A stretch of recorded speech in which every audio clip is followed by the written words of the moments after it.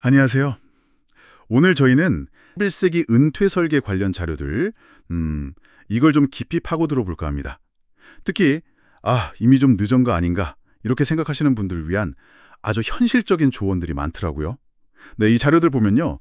지금 한국의 50대 이상 가구가 평균적으로 자산을 어느 정도 갖고 있는지, 또 은퇴하면 소득이 어떻게 확 바뀌는지, 그리고 노후 빈곤, 이걸 피하려면 꼭 알아야 할 원칙들, 이런 것들을 좀 짚어볼게요.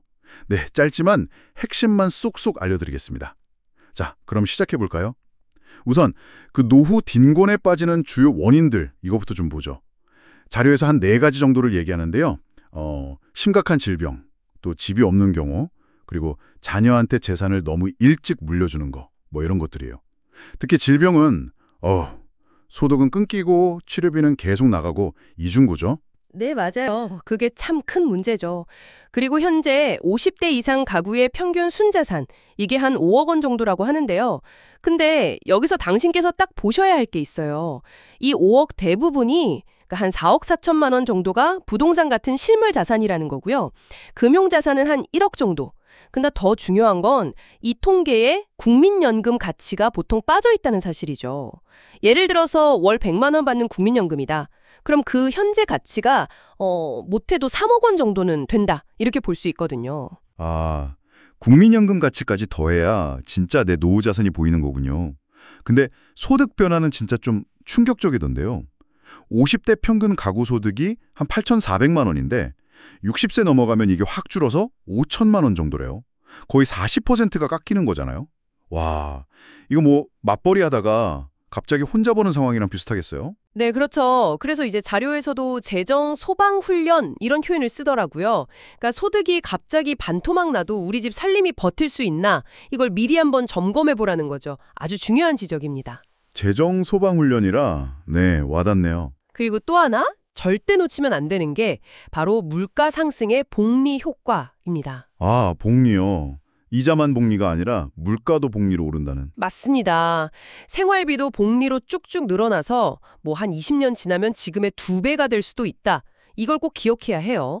그러니까 노후 자산은 그냥 묻어두면 안 되고 최소한 물가 상승률 이상으로는 불어나게 관리를 해야 하는 거죠. 현금이나 예금만 가지고는 구매력을 지키기가 점점 어려워진다는 뜻입니다. 가만히 있으면 내 돈 가치가 떨어진다는 거네요. 그래서 그렇군요. 자료들에서 단순히 자산을 얼마 모으느냐 이 스톡 개념보다도 은퇴하고 봐서 매달 얼마씩 꾸준히 돈이 들어오느냐 이 플로우가 훨씬 중요하다고 강조하는 거군요. 네, 바로 그겁니다. 플로우, 현금 흐름이죠. 그래서 필요한 월소득에서 국민연금 예상액을 빼보고 그 부족한 금액에 300이나 400을 곱해서 대략적인 목표 은퇴 자금을 계산해보는 방법도 제시하고요. 부족한 월소득 곱하기 300. 그게 일종의 계산법이군요. 네, 대략 연 3, 4% 정도 인출해서 쓴다고 가정한 안전 인출률 개념을 적용한 어림셈법이죠. 그럼 만약에 계산해 봤는데 부족하다. 그럼 어떻게 할까요? 핵심은 역시 연금 준비랑 자산 관리입니다. 국민연금은 기본이고 퇴직연금, 특히 그 IRP 있잖아요. 개인형 퇴직연금, 그거랑 개인연금, 이걸 잘 챙겨야죠. 퇴직연금은 특히 중간에 깨지 않고 꾸준히 굴리는 게 정말 중요하고요. 꾸준히 굴리는 거요? 네. 그리고 자산 관리 쪽에서는 코어 자산, 이걸 좀 단단하게 만들어야 해요. 이게 그냥 안전자산만 말하는 게 아니라 물가 상승률은 이기면서도 시장 변동성에 크게 흔들리지 않는 그런 든든한 중심 자산 조합을 의미하는 거죠. 절대 한 종목에 몰빵하면 안 되고요. 코어 자산, 중심을 잡는 거군요. 그렇죠. 그리고 주택연금은 이건 약간 최후의 보루, 스페어 타이어 같은 개념으로 생각하고 이자 부담 같은 걸 생각하면 60대보다는 한 70대 이후에 활용하는 게 좀 더 나을 수 있다. 이런 조언도 있더라고요. 주택연금은 너무 빨리 쓰기보다는 좀 나중에 활용하는 게 유리할 수도 있군요. 그럼 젊은 세대는 또 어떨까요? 230 세대는 좀 다른 접근이 필요할 것 같은데 자료에 그런 내용도 있었나요? 네, 있었습니다.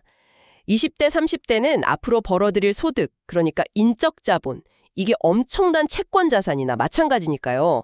그래서 금융자산은 주식 비중을 100%로 가져가도 괜찮다.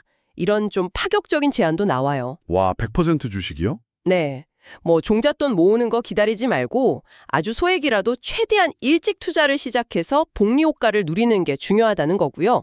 예를 들어서 뭐 미국 대표 지수 있잖아요. S&P 500 ETF 같은 데다가 꾸준히 적립식으로 투자해서 엄청난 부자, 뭐 거부까진 아니더라도 경제적으로 딱 자립하는 작은 부자, 소부, 쇼프를 목표로 하는 게 현실적이다. 이런 의견이죠. 소액이라도 일찍, 꾸준히, 복리 효과, 그리고 작은 부자 목표. 네. 결국엔 이 노후 재무 설계의 본질이라는 게 내가 죽을 때까지 현금 흐름이 마르지 않게 하는 것, 이걸 잊으면 안 됩니다. 이걸 위해서라면 필요하다면 자산 구조를 좀 바꾸거나 예를 들면 큰 집을 줄인다든지 아니면 한 75세 정도까지는 소득 활동을 같이 하는 거죠. 연금 받으면서 일도 하는 그런 연금 겸업 라이프 스타일, 이것도 충분히 고려해 볼 만한 대안으로 제시되고 있습니다. 네, 오늘 살펴본 조언들, 정말 현실적인 이야기들이 참 많았네요. 결국 이 노후 준비라는 게 단순히 돈 문제가 아니라 내가 어떤 노후를 보내고 싶은가 하는 뭐랄까 가치관하고 연결되는 문제 같아요. 전적으로 동감합니다. 현재의 만족도 중요하고 또 미래의 안정도 중요하잖아요. 그 사이에서 어떻게 균형을 잡을 것인가. 뭐 정답이 있는 건 아니겠지만 오늘 저희가 나눈 이야기들이 당신께서 당신만의 답을 찾아가는데 좀 작은 힌트라도 되었으면 좋겠습니다. 당신께서는 오늘 이야기 중에 어떤 부분이 가장 마음에 와닿으셨나요? 은퇴 후에 당신의 삶은 어떤 모습일지 상상해 보시면서 한번 차분히 곱씹어 보시는 건 어떨까 싶네요.